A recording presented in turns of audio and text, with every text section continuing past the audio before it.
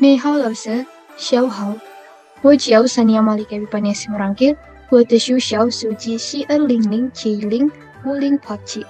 我就修英语文学班。现在我正在修本学期的普通课材料的介绍。Baiklah, sekarang saya akan mulai memaparkan tentang pesan rangkuman materi Mandarin selama 1 semester ini. Daftar isi materi pembelajaran diantaranya yang pertama Yanse atau warna, yang kedua atau Fensong atau arah, yang ketiga ada travel to China,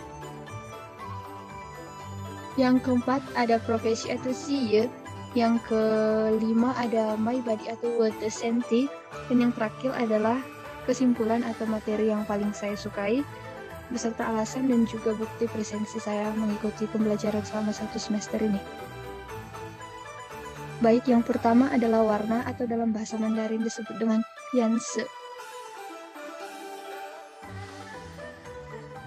Beberapa contoh warna dalam bahasa Mandarin. Yang pertama ada Heise atau hitam, yang kedua ada Paise atau putih, Hongse atau merah, Huangse kuning, Lanse biru, Luse hijau, Jise ungu, Xiaokeli atau coklat, Pense merah muda atau pink.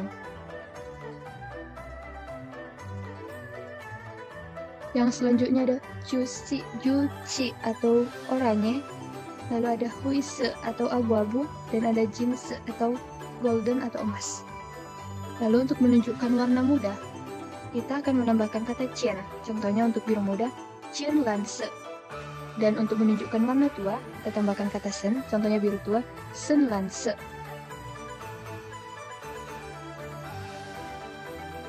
Materi yang selanjutnya adalah Fanxiang atau arah. Ketika kita ingin pergi ke suatu tempat atau untuk menunjukkan letak suatu benda, kita butuh yang namanya arah. Baiklah, yang berikutnya adalah beberapa kosakata yang berkaitan dengan cara menunjukkan arah dalam bahasa Mandarin. Yang pertama adalah Chu atau tinggal, Tong timur, Si barat, Nan selatan, Bei utara, Seng Mian atas, Qian Mian bawah, Qian Mian depan, Hou Mian belakang, Peng Bian, Peng Pian sebelah, Hui Mian seberang, Li Mian dalam, Wai Mian luar, Qin dekat, Yuan jauh, Li Feng tempat. Berikutnya adalah contoh cara menyatakan letak suatu benda. Misalnya, jendela berada di sebelah kiri lampu. Zhuang Hu Chai Teng de Chuo Bian. Dan untuk menyatakan arah suatu tempat, kita menggunakan frase Zen Mezhou yang berapa kemana arahnya. Contohnya, bagaimana arah pergi ke bank? Yu Yin Heng Zen Mezhou. Untuk menunjukkan arah suatu tempat, misalnya ingin memberitahu kalau arahnya lurus saja ke depan, kita menggunakan Yizi Zhou. Sedangkan untuk memberikan informasi bahwa di sana ada perempatan menggunakan Sijil Ko. Misalnya, jalan terus saja, begitu tiba di perempatan, Anda belok kanan. Yizi Zhou Tao Sijil Ko Wang Yu Huai. Materi yang selanjutnya adalah travel to China atau Chu Zhongguo Luxing. Beberapa kosakata penting tentang travel atau perjalanan. Yang pertama, Luxing atau travel, Luyong Xingdian atau destinasi wisata, Luxingse atau travel agent, Guoche Piao atau tiket kereta api, Peiji Piao tiket pesawat, Wenhua budaya, Wenhua Kaocho wisata budaya, Chengxi kota, Pipiao landmark, Wojia negara, Zhongguo Cina, Yini Indonesia, Halitao Pulau Bali, Youke wisatawan, Wuzhou pasport, Shenzhen KTP atau kartu tanda penduduk, Ting memesan, Jutian hotel. Saat ingin bepergian ke suatu tempat atau melakukan perjalanan, kita tentunya harus tahu tujuan atau tempat wisata yang kita kunjungi. Begitu juga saat ingin melakukan travel ke Cina.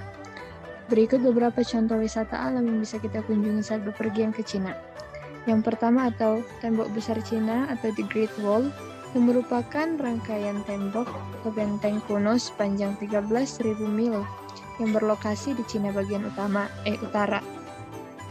Tembok Besar Cina merupakan salah satu warisan budaya Cina yang masuk dalam 7 keajaiban dunia. Kedua ada Lembah Qiuqiao atau dikenal dengan Taman Nasional Jiuzhaigou yang berada di distrik Jiuzhaigou sekitar 450 km sebelah utara Chengdu, ibu kota provinsi Sichuan. Lembah ini menawarkan warna yang berbeda di setiap musimnya sehingga disebut juga lembah 5 warna. Yang ketiga ada Potala Place atau Istana Potala yang merupakan salah satu peninggalan budaya dunia yang memiliki struktur nilai arsitektur yang tinggi. Potala Place terletak di Bukit Merah, pusat kota Lhasa, Tibet. Oleh sebab itu, Potala Place disebut dengan Istana Bukit Merah. Jika ingin melakukan perjalanan wisata budaya, berikut beberapa contoh wisata budaya yang ada di Cina. Yang pertama adalah Barongsai yang merupakan budaya yang paling terkenal dari Cina. Yang kedua ada Yangge. Yang ketiga ada opera Cina. Yang selanjutnya adalah profesi atau yang dalam bahasa Mandarin disebut dengan Ziye. Berikutnya adalah beberapa jenis profesi dalam sebuah perusahaan atau pabrik. Yang pertama ada ketua dewan komisaris atau Tongxi-chang. Ada komisaris atau Tongxi. Selanjutnya ada general manager atau manajer umum, Zhong Qingli. Selanjutnya ada manajer atau Qingli. Yang selanjutnya ada salesman atau Fix Lau Yuan. Ada Bawan Yuan atau penjaga, Kongren atau buruh, dan lain sebagainya. Untuk menanyakan dan menyatakan suatu profesi kepada seseorang, berikut beberapa contohnya. Misalnya yang pertama, saya Hari, manajer pemasaran dari perusahaan Coca-Cola. 我是Hali, ke Coca-Cola 公司的西江副经理.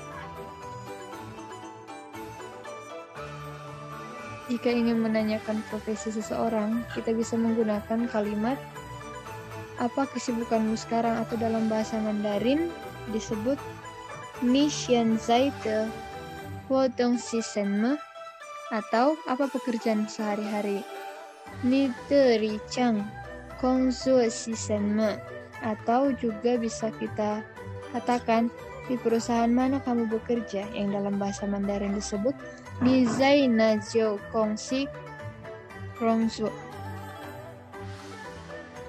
Materi yang selanjutnya adalah my body atau dalam bahasa Mandarin disebut wode senti. Beberapa contoh bagian tubuh dalam bahasa Mandarin. Yang pertama ada kepala, tou, kening atau ciana, rambut atau touta, telinga ertuo, mulut cui, mata yanxing, hidung pizi, pipi lianjia, lengan atau shoupi, tangan shou, telapak tangan zonglu, jari souzi. Selanjutnya ada leher atau bozi, pundak atau zianfang, dada atau xiongpu, perut atau wei, pinggang atau yaopu, panggul atau kupen. Untuk bagian bawah ada kaki atau jiao, paha datui, betis xiao niu, dan telapak kaki wei. Untuk menyatakan ekspresi perasaan yang berkaitan dengan tubuh, ada beberapa contoh. Yang pertama, ketika kita sedang sakit, kita bisa berkata wo pingkel, atau saya sedang merasa tidak enak badan. Dalam bahasa Mandarin, wo kanjue bo shufu. Ketika kita misalnya sakit kepala, kita bisa mengatakan wo tou teng. Ketika sakit perut, wo tu zi teng. Untuk bagian terakhir, pelajaran yang saya sukai atau wo zui si huan teke adalah tentang travel to China atau Chuchong Kuo Luxing. Saya menyukai pembelajaran ini karena saya bisa tahu lebih banyak tentang kebudayaan-kebudayaan yang ada di Cina, misalnya seperti tarian, adat istiadat, festival-festival tradisional, dan lain sebagainya. Dan juga saya bisa tahu apa saja wisata alam dan juga wisata budaya yang ada di Cina. Baik, yang selanjutnya berikut adalah bukti presensi saya. Selama mengikuti pembelajaran bahasa Mandarin dalam satu semester yang pertama, adalah bukti presensi saya pada tanggal 16 Februari 2022 dengan materi Yanse. Yang kedua ada tanggal 9 Maret 2022 materi Travel to China. Yang ketiga adalah latihan menerjemahkan pada tanggal 13 April 2022. Selanjutnya ada tentang profesi pada tanggal 27 April 2022. Dan yang terakhir adalah kuis pada tanggal 10 Juli 2022 tentang My Body. 好的，这朵是我的。如果我有错误，请原谅。希望这个视频对我们有用。记住，这视频是为了完成普通话课程的期末所有。这朵是我的，谢谢。